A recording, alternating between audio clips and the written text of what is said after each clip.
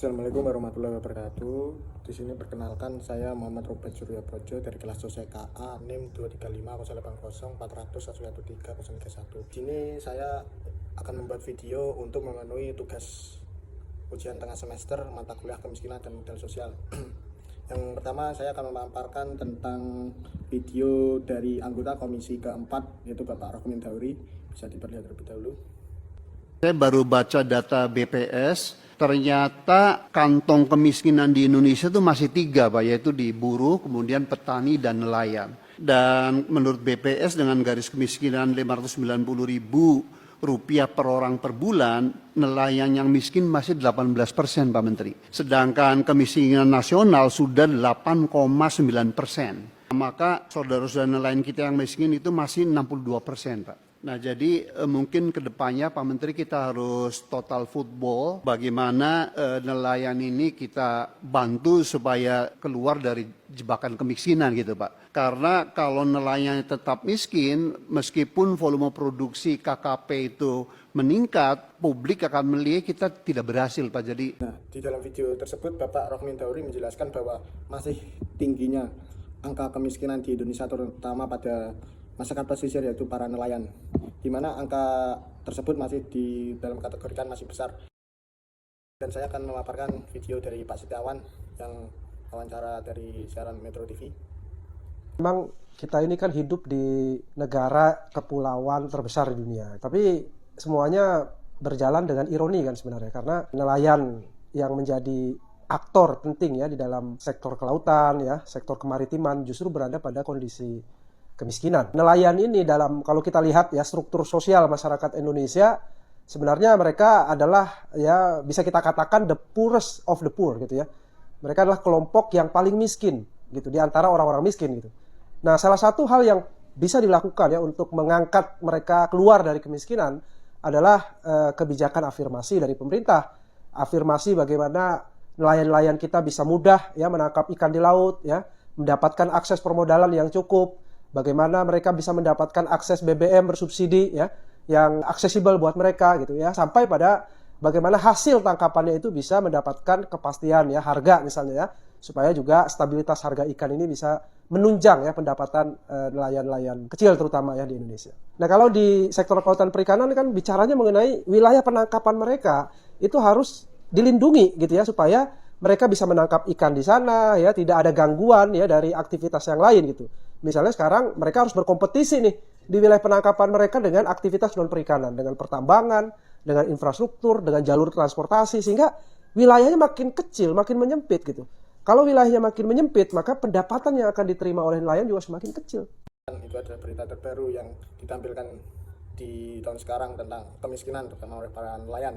Jadi saya akan mereview apa itu kemiskinan masyarakat pesisir. Jadi kemiskinan yang dihadapi masyarakat pesisir itu ada 3 faktor penyebabnya, yaitu menipisnya sumber daya, terbatasnya akses, dan pendapatan yang tidak sesuai.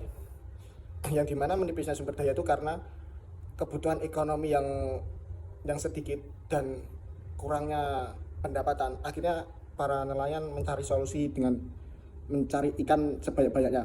Jadi dengan mereka tanpa mengetahui keberlanjutan sumber daya dan dia merasa wah di rumah tidak ada uang, akhirnya dia terus berlayar sehingga sumber daya yang ikan yang mereka dapatkan terjadi overfishing karena tidak mengetahui apa batas sumber daya ikan itu untuk tumbuh kembali, karena keserakan mereka atas apa yang ingin mereka dapat secara berlebihan. Ya, jadi ketika dia merasa seperti itu, akhirnya sumber daya menipis, dan hal tersebut berdampak pada apa yang mereka rasakan sendiri. Tahun berikutnya semakin menurun pendapatan yang mereka dapat, semakin mereka serakah lagi, semakin turun lagi. Jadi grafiknya akan turun ke bawah kalau mereka tanpa mengetahui apa yang mereka perbuat. Jadi itu akan berdampak pada mereka sendiri.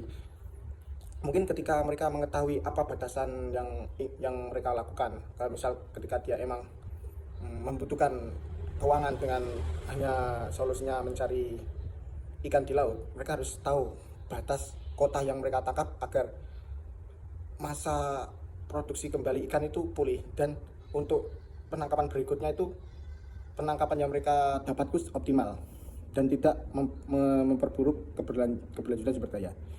Yang kedua ada terbatasnya akses. Keterbatasnya akses itu karena mungkin di tepi pesisir, setahu yang saya baca tentang jurnal-jurnal, bahwa masih minimnya infrastruktur yang dimana seperti PPN tempat pelabuhan itu masih kurang memadai, yang dimana jauhnya pabrik es untuk menyimpan ikan, jadi minimnya teknologi untuk penyimpanan ikan, jadi ikan yang didapatkan itu kualitasnya menurun karena tidak ada fasilitas yang memadai untuk tetap menjaga kualitas ikan segar itu. Jadi sebenarnya ikan itu nilai ekonominya tinggi, tetapi karena penanganannya yang buruk dengan fasilitas yang kurang, akhirnya nilai ikan tersebut turun dan terbatasnya atas pendidikan yang layak. Jadi masyarakat pesisir masih minimnya pendidikan, jadi kebanyakan kurangnya memahami yang seperti tadi yang saya jelaskan tentang keberlanjutan sumber daya. Jadi karena keterbatasan pendidikan dan keterbatasan pengetahuan tentang zaman sekarang menjadi memperhambat,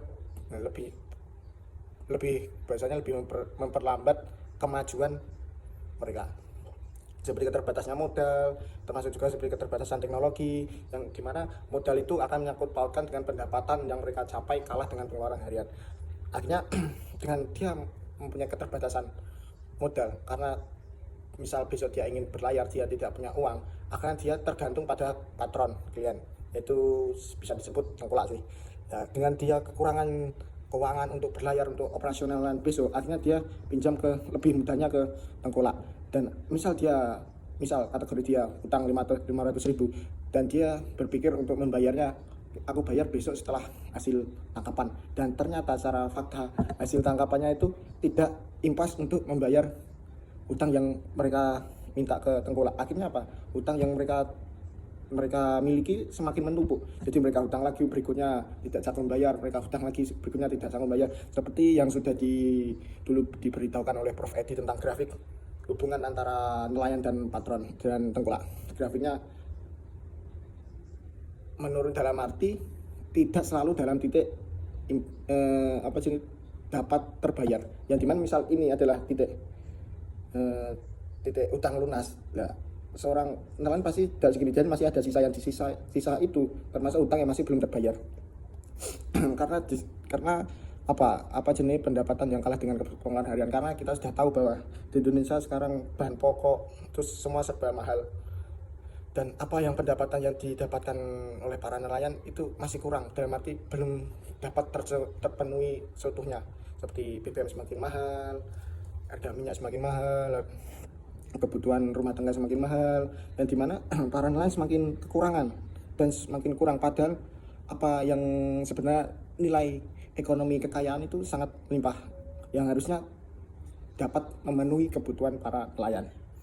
Dan dimana ketika mereka juga berhubungan dengan tengkulak, harga jual ikan lebih kecil dibandingkan harga pasar, karena ya itu tadi bersangkutan dengan pendidikan, jadi keterbatasan pengetahuan mereka tentang harga jual, jadi mereka hanya menerima janji aja. Dan seperti yang tadi dijelaskan oleh Bapak Komisi keempat, bahwa rata-rata pendapatan masih rendah, kurang dari 1 juta, yang dimana itu masih tergolong kecil sekali dibandingkan di daerah pedesaan, yang dimana seperti saya jelaskan tadi, kebutuhan semakin mahal, yang hal tersebut dengan kondisi, dengan keadaan, dengan faktor-faktor tersebut, masyarakat nelayan menjadi lebih sulit keluar dari kategori miskin, yang dimana masih selalu siklusnya berputar dan sulit untuk keluar dari kemiskinan tersebut, yang dimana ketika mereka pada musim tidak menangkap ikan, mereka juga bingung untuk mencari pendapatan dan tidak ada alternatif pekerjaan sampingan lain selain dia berlayar. Mungkin dia kembali lagi ke buruh nelayan atau buruh pabrik atau tukang bangunan, itu cara alternatif mereka untuk menyambung hidup mereka dalam mencari ekonomi.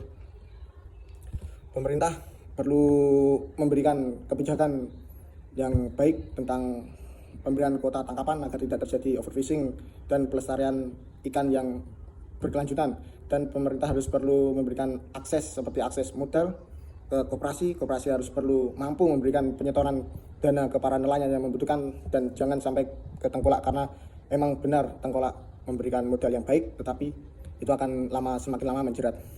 seperti pengetahuan tentang teknologi, tentang pemberdayaan masyarakat untuk mengasah pengetahuan mereka tentang bagaimana mengatur keuangan, mengatur operasional yang baik, dan menangkap ikan yang ramah. Itu pemerintah perlu memberikan kebijakan.